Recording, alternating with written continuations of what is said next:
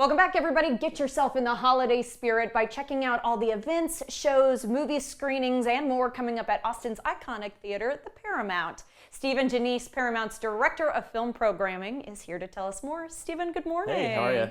I'm doing well. You've got upcoming films starting tonight. We're already kicking it off.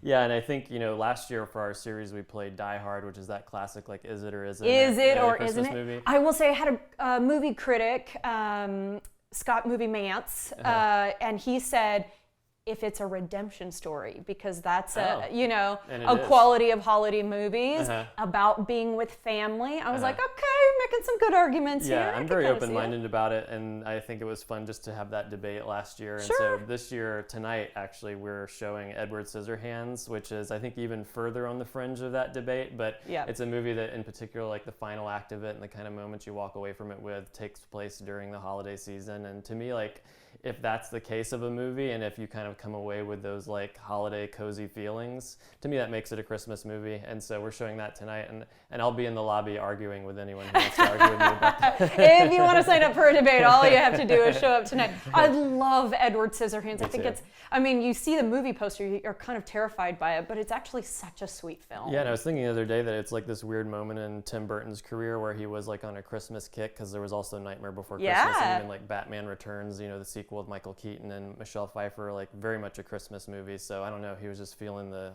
holiday spirit those days. Feeling the vibes. We'll take it, because anything that comes out of that man's brain is genius. You've got a couple other things coming up, including a donor event, but that people can still buy tickets to. Yeah, so tomorrow night we're inviting all of our donors to come see Home Alone, but it's also public can buy tickets to it, and obviously that's like a bona fide, no argument Christmas classic. I was a 90s kid, so I remember my parents taking me to the theater to see that one.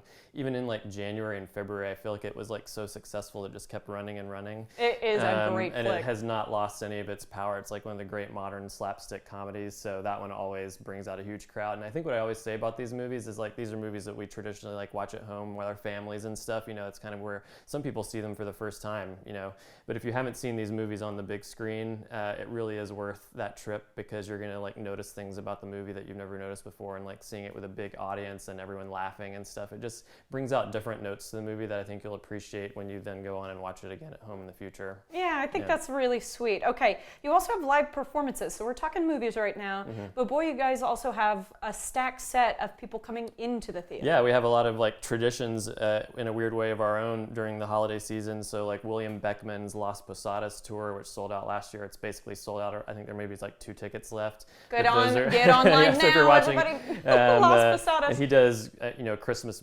songs in English and Spanish, so it's a really cool, amazing show, and clearly has a lot of fans who come out every year for that. And then we're also bringing back Carrie Elwes to do a screening of The Princess Bride, which no, you're not. Yeah, and again, maybe like 2 tickets left for that. So if you're watching, you might jump on that. But one of my first crushes.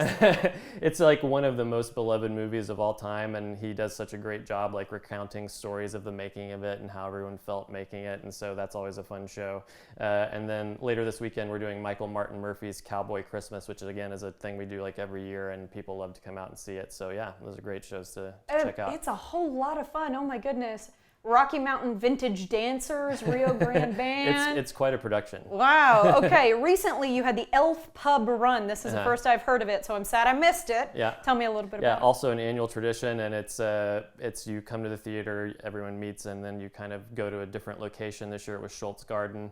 I love Schultz. Yeah, everyone has a drink, and it's called a pub run. It could be a pub walk, whatever you feel like doing. Especially so many people come dressed as elves or other characters from the movie, and so your mileage may vary on whether you want to like drink beer and run when you're dressed as an elf. I didn't realize you're talking about Elf the movie. Elf the movie, yes. So then everyone comes back to the Paramount, and we end the night with a costume contest and showing the movie on the big screen at the Paramount. So look at these people; they really deck themselves out. It's the most fun. People love doing it, and if you missed it, obviously don't worry. We will definitely be doing it next year. World's best cup of coffee. Oh my gosh, that gives me a laugh. Yeah. All right. Not only that, you're not stopping there. You've got a New Year's Eve party. Yeah. Again, annual tradition. Bob Schneider. If you're like me, it's like there's a million things going on at New Year's Eve to choose from. I like kind of finding a spot where I can cozy cozy up, maybe see some music and still have that party atmosphere. And so that's what we do in the Paramount, this gorgeous historic theater. Bob Schneider, kind of one of a, Austin legend, does this amazing performance, and then you can kind of ring in the new year with your friends and loved ones in this amazing, gorgeous 109-year-old space with Bob Schneider, which is always fun. That's awesome. Okay, tons of fun things to do.